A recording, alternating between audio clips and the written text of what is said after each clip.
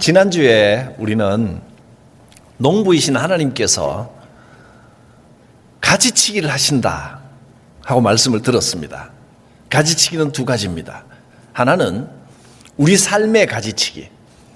우리가 영양분을 집중시켜야 할 곳에 집중시키지 않고 엉뚱하게 세상 욕심이나 명예나 이런 데 자꾸 신경을 쓰면 그쪽을 가지치기 해버리십니다. 우리가 어느 정도 살아가면서 돈도 필요하고 명예도 필요하고 또 사회생활도 잘 해야 되고 성공해야 되고 그게 맞는데 지나치게 그쪽에 마음을 쓰면 오히려 하나님께서 그쪽을 잘라버리십니다. 가지치기를 해서 진짜 가지의 열매가 더 맺게 하시는 겁니다. 그러므로 우리가 세상적인 것에 너무 마음 뺏기지 않아야 됩니다. 건강하게 살아야 됩니다. 또 교회에도 가지치기를 하십니다. 진짜 믿음이 있는 알곡, 열매 맺는 가지가 있는가 하면 나무에 붙어 있는 것 같기는 한데 열매를 맺지 않는 비쩍 말라버린 가지가 있으면 또 영양분을 빨아들이지 않고 그저 근근히 붙어 있는 가지는 하나님께서 가지치기를 해버리신다는 겁니다. 그래야 진짜 가지가 열매를 더 풍성하게 맺게 하십니다. 그렇다면 우리가 맺어야 할 열매는 어떤 열매일까요? 어떤 열매를 맺어야 하나님께서 영광 받으시고 기뻐하실까? 그것이 오늘 말씀의 핵심입니다. 8절 말씀을 보면 너희가 열매를 많이 맺으면 아버지께서 하나님께서 영광을 받으십니다. 그리고 우리가 주님의 제자가 됩니다. 제자는 열매를 맺어야 제자입니다. 열매 맺지 않고 그냥 근근히 살아가면서 어딘가에 이력서에 종교란에 기독교라고 적는 정도만 가지고는 안 된다는 겁니다. 열매를 맺어야 영광을 돌립니다. 그러면 어떤 열매를 맺어야 할까요? 열매의 내용, 또 열매의 비결, 그게 무엇이냐 하면 다 잘 기억하십시오. 이게 핵심입니다. 관계와 연관이 있습니다. 관계. 하나님과의 관계, 예수 그리스도와의 관계가 잘 형성이 돼야 되고 그래야 영양분을 받고 열매를 맺을 수가 있다. 이것이 이제 지난주의 말씀이었습니다. 하나님과 그리스도와 관계가 좋게 맺혀 올바로 맺어져서 예수 그리스도를 통해 주시는 영양분을 공급받아야 됩니다. 그런 관계가 돼야 됩니다. 나무와 가지의 관계입니다. 그것만으로는 안 된다는 겁니다. 예수님께로부터 좋은 영양분을 받았으면 그게 삶에서 어떤 열매로 나타나느냐면 사람과의 관계의 열매로 나타납니다. 성도들과의 관계, 이웃과의 관계, 교회는 세상과의 관계, 올바른 관계가 맺어지는 것이 제자의 삶입니다. 그래야 하나님께 영광이 되고 우리가 예수님의 제자라고 불릴 자격이 있는 겁니다. 하나님께서 우리에게 바라시는 열매는 관계가 아름답게 되는 겁니다. 이웃을 사랑하고 주님이 우리를 사랑하신 것처럼 우리도 서로 사랑하는 열매를 맺는 겁니다. 사랑의 열매. 관계가 올바로 형성돼야 사랑의 열매가 열립니다. 신앙생활이 그냥 예배만 살짝 참석하고 가는 게 전부가 아닙니다. 혼자 기도하고 혼자 말씀 읽고 그러면 되는 거 아닙니까? 천만의 말씀입니다. 그게 신앙생활의 전부가 아니라는 겁니다. 그것이 신앙생활을 시작하게 하고 또 신앙생활에 동력을 주는 영양분이 될 수는 있습니다. 예배하는 거, 기도하는 거, 찬송하고 말씀 듣고 말씀 읽고 공부하고 이런 것들이 하나님께서 공급해 주시는 힘을 받는 거지만 거기서 끝나면 안 된다는 겁니다. 실컷 받아놓고 열매를 맺지 못하는 건 이상한 겁니다. 열매를 맺어야 됩니다. 열매는 관계입니다. 사람들과의 관계가 올바로 형성돼야 됩니다. 그래서 우리가 교회를 이루고, 교회는 성령님이 주신 선물입니다.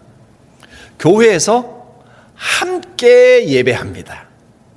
함께 기도합니다. 함께 말씀 듣고, 함께 만나서 서로 교제하고, 함께 밥 먹고, 함께 신앙생활 합니다. 봉사하고 섬기기도 하고 그렇습니다. 함께 하는 게 중요합니다. 그것이 진짜 신앙생활이고, 함께 하는 가운데 사랑을 배우고 사랑을 실천하는 겁니다. 여러분, 함께 해야 됩니다. 예배를 같은 공간에서 함께 예배하고 있지만, 근데 함께, 공간은 함께 하고 있지만 예배는 혼자 드릴 수도 있습니다. 다른 사람이 어떻든지 간에 나는 그냥 하나님만 바라보고 예배한다. 하나님만 바라보고 예배하는 거 좋은데, 그게 뭐 1단계는 맞는데 거기서 끝나서는 안 된다는 겁니다. 사람만 신경 쓰는 것도 잘못된 거지만 하나님만 바라보겠다, 다른 사람은 나는 필요 없다, 그것도 문제가 있는 겁니다. 예배는 우리가 함께 모여서 하나님을 예배하는 겁니다. 함께 기도하고 함께 교제하고. 우리 예배하는 방식이 뭐 같이 막 대화도 하고 뭐 교류하면 좋겠는데, 우리가 지금 뭐 인원이 많고 이렇기 때문에 주로 이제 조금 여러분이 앉아서 듣고 강단에서 이렇게 좀 일방적인 이 방향이라서 좀 안타깝긴 하지만, 그러나 방식은, 형식은 이렇지만 마음으로는 여러분 적극적으로 참여하고, 여기 함께 있는 분들이 함께 예배하는 내 형제 자매, 영적인 가족들이다, 이 마음은 가지고 있어야 합니다. 보통 제자 훈련이라 그러면 무슨 생각을 하냐면, 책상에 앉아서 열심히 말씀 공부하고 숙제도 해오고 또 기도도 하고, 물론 그런 것도 제자 훈련 중에 하나입니다. 그런데 그보다 훨씬 중요한 것은 삶에서 사랑의 열매를 맺는 게 훨씬 더 중요합니다. 늘 함께 예배하고 함께 생활하고 함께 신앙생활하는 겁니다. 사랑의 열매를 맺는 것. 그게 저절로 되는 게 아닙니다. 노력해야 됩니다. 또 공부만 한다고 되는 것도 아닙니다. 같이 해야 됩니다. 그래서 봉사도 훈련입니다. 우리가 이제 몇 년 전부터 우리 모든 재직들의 이름이 가능한 뭐 특별한 사정이 있는 분들은 제외하고 재직들이 다 주방봉사로 섬깁시다 이름이 들어가 있습니다. 여러분, 섬기는 것은 다른 사람을 돕는 것뿐이 아니라 내 신앙의 유익이 됩니다. 봉사하고 섬기는 가운데 서로 교제하게 되고 가까워지고 또 기쁨이 있고, 그게 바로 제자 훈련입니다. 신앙과 봉사를 따로 떨어질 수가 없습니다. 1년에 몇 번 안 되니까 꼭 참여하시기를 바랍니다. 함께 섬기고 봉사하고 그렇습니다. 어디든지 속해서 같이 모여야 됩니다. 구역으로 모이고 선교회로 모이고. 모임이 약해지면 신앙이 자라질 않습니다. 특히 우리 찬양대 굉장히 큰 유익을 누리고 있는 겁니다. 주거나 사나 모여서 연습해야 됩니다. 매주. 그죠? 근데 그게 힘들 것 같지만 그 자체가 제자 훈련이라고 생각하시기 바랍니다.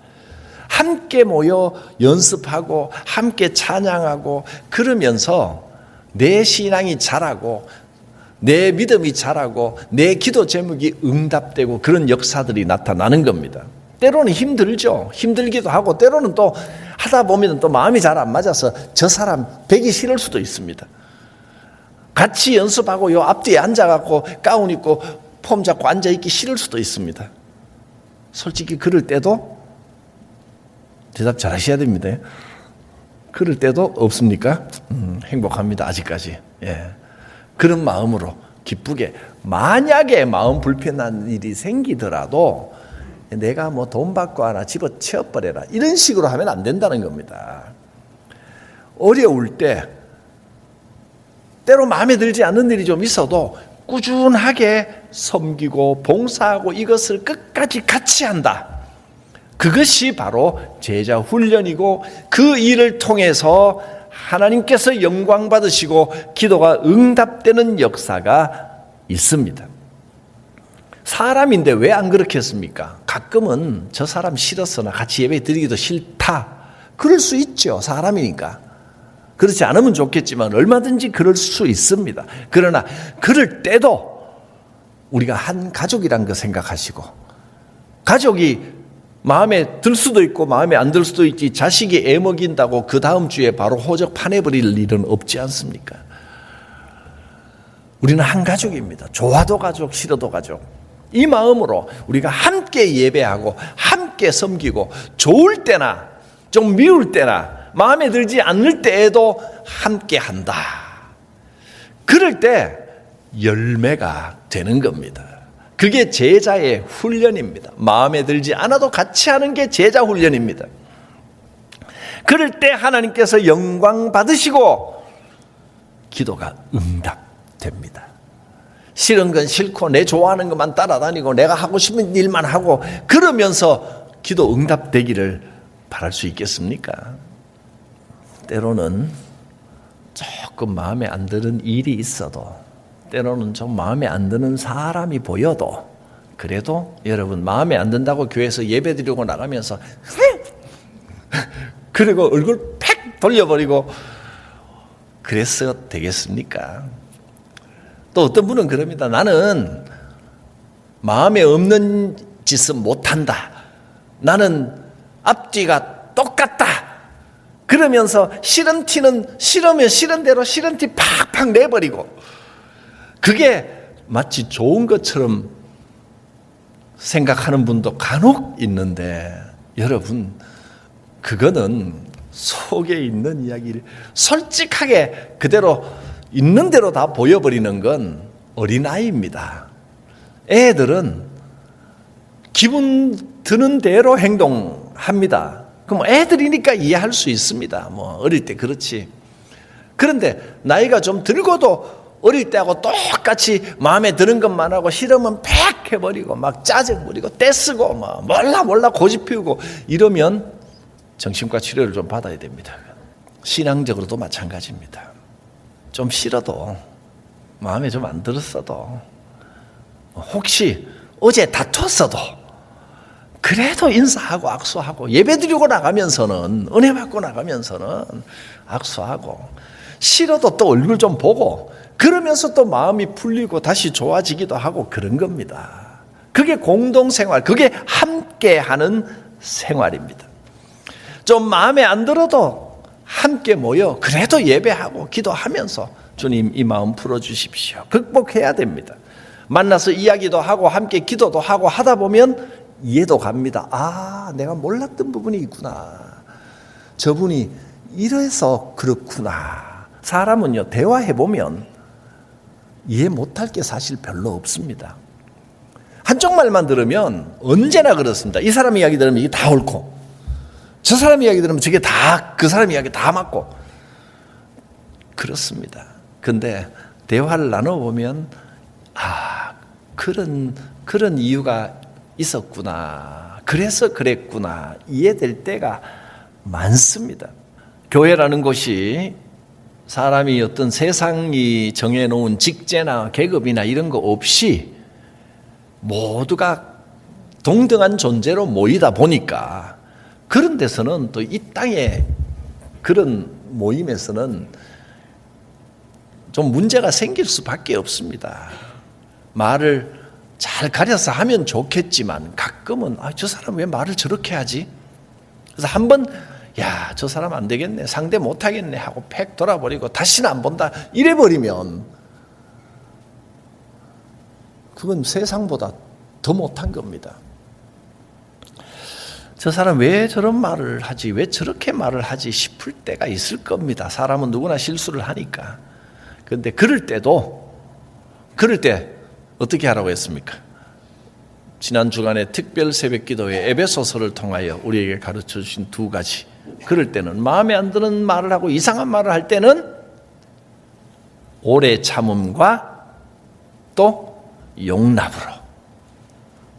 오래 참음과 용납함으로. 그게 제자의 훈련입니다. 일단 참아야 됩니다. 참을 줄 아는 게 어른입니다. 그리고 용납하도록 노력해야 됩니다. 용서와 용납은 다릅니다. 용서는 어떤 조건이 있을 수 있습니다. 저 사람이 회개하거나 뉘우치면 내가 봐주지.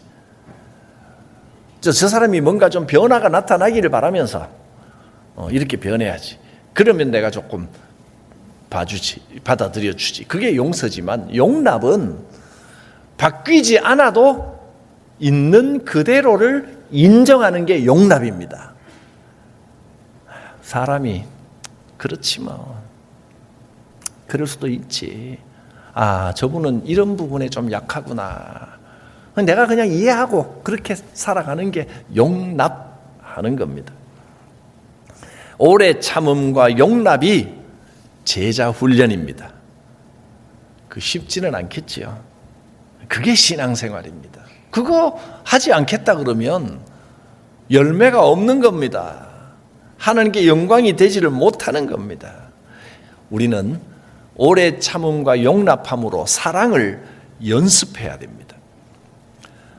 앉아서 말씀, 성경 공부하고 기도 훈련하고 숙제해오고 그게 제자 훈련이 아니라 그런 것도 제자 훈련의 작은 일부분입니다만은 진짜 제자 훈련의 본질은 열매를 맺는 겁니다. 사랑을 훈련하는 겁니다. 우리가 제일 부족한 게 그 부분입니다. 교회는 조직이나 건물이 아닙니다. 사람이 교회입니다. 사람이 교회라고 말하니까 또 무슨 생각을 하냐면 모여있는 집회가 교회인가 보다. 집회 모임, 그러니까 그렇게 생각하니까 모이기는 함께 모여있는데 예배는 혼자 드리는 줄 압니다. 여러 사람들이 모여있는 가운데 이 자리에서 나 혼자 하나님만 바라보면 되는 게 아니냐. 천만에. 교회가 사람이라는 말은, 사람이 곧 교회라는 말은 그런 뜻이 아니라 우리 한 사람 한 사람들과의 관계들이 곧 교회라는 겁니다. 개인 영성을 자꾸 강조하다 보니까 사랑 실천이 약해지고 그러다 보니까 제자로 사는 삶이 부족해지고 교회가 열매를 맺지 못합니다. 교회가 세상의 존중을 받고 인정을 받으려면 뭘 해야 되겠습니까? 자꾸 정치적으로 목소리 높이고 교회가 자기 목소리를 내려고 하면 세상으로부터 더욱더 갈수록 더 손가락질을 받게 될 것입니다. 어느 쪽이든 마찬가지입니다. 보수니 진보니 교회가 그쪽을 표방해서 우리 교회는 보수다, 우리 교회는 진보다. 주안에 보수 진보가 어디 있습니까? 그건 정치적인 논리요, 정치의 용어입니다. 교회는 그런 목소리를 낼 것이 아니라 교회가 세상과의 좋은 관계를 유지하는 것이 관계가 열매입니다. 그러려면 성도들 간의 관계가 좋아져야 됩니다. 이 사랑의 실천은 큰 데 있는 게 아니라 아주 작은 것부터 실천됩니다. 그냥 진심 어린 인사를 하는 것부터 시작이 됩니다. 예배 드리고 나가는데 나는 사람들 만나는 게 부담스럽고 인사하는 게 부담스러워서 예배 딱 끝나면 축도 끝나고 찬양대가 찬양하고 있으면 다 일어서서 눈 감고 있을 때 찬스도 하고 빨리 빠져나가 버리고 보지 마시오 이러고 가는 거. 여러분 그렇게 신앙생활 10년 20년 해도 언제나 제자리 걸음일 겁니다. 왜냐하면 신앙은, 우리의 영성은 관계를 통해 자라나기 때문입니다. 혹시 그랬던 분이 있다면 과감하게 인사부터 시작하십시오. 인사하는 거 어렵지 않습니다. 안녕하세요. 한국말 할 줄 아시잖아요. 안녕하세요만 하면 됩니다. 그런데 이제 대화를 자꾸 말 걸어오고 대화하기가 부담스러우신 분들도 있습니다. 성격에 따라서. 내가 안녕하세요 하면 저쪽에서는 어떻게 지냈냐는 둥 이야기하면 아유, 그거 무슨 말 하지? 가르쳐 드릴게요. 무슨 말 할지. 안녕하세요 하고 아무 말도 안 하거나 안녕하세요 하고 끝나면 거기서 끝나잖아. 어려울 게 없습니다. 안녕하세요 했는데 앞에서 자꾸 말 걸어오면 들으면 되잖아요. 앞에 사람이 말하면 내가 말 안 해도 되지요. 듣고 있으면 되지요. 예. 그럼 얼마나 쉬워요, 대화하기가. 일단 인사부터 하는 거. 또 나갈 때 그냥 쑥 나가지 말고 뒤에 오는 분 문 열어드리고 붙잡아주는 거. 좀 기다렸다가 엘리베이터 먼저 타세요 하고 같이 올라가는 거. 이런 작은 생활들의 관계 속에서 열매가 맺어지는 겁니다. 이거 관계를 피해버리면 하나님과의 관계만 중요하지 사람들이 뭐 중요하냐라고 하지만 잘 보십시오. 십자가는 하나님과의 관계, 수직과 수평의 관계가 다 이루어져야 십자가가 완성이 되는 겁니다. 그 십자가가 완성이 돼야 삶의 열매가 열려지는 겁니다. 예수님은 자기 목숨을 우리를 위하여 내주셨습니다. 13절 14절에 보면 사람이 친구를 위하여 자기 목숨을 버리면 이보다 더 큰 사랑이 없다. 꼭 우리 보고 목숨을 버리라는 게 아니고 예수님이 목숨까지 내놓을 만큼 자기 것을 끝없이 희생하셨기 때문에 우리도 너희가 내가 명하는 대로 행하면 곧 나의 친구라. 목숨까지 내어주신 주님처럼 주님을 본받아 나도 손해보는 사랑을 하겠습니다. 희생하는 사랑을 하겠습니다. 그럴 때 주님이 잘했다. 네가 진짜다. 네가 나의 친구다. 불러주신다는 겁니다. 손해보지 않고 희생하지 않는 사랑은 가짜입니다. 크든 작든 희생 없는 곳에 진짜 사랑은 없습니다. 우리는 사랑한다고 말은 하면서 너무 값싸게 사랑하려고 합니다.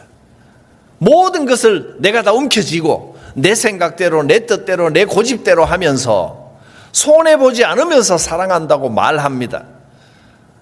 손해 없는 사랑은 없습니다.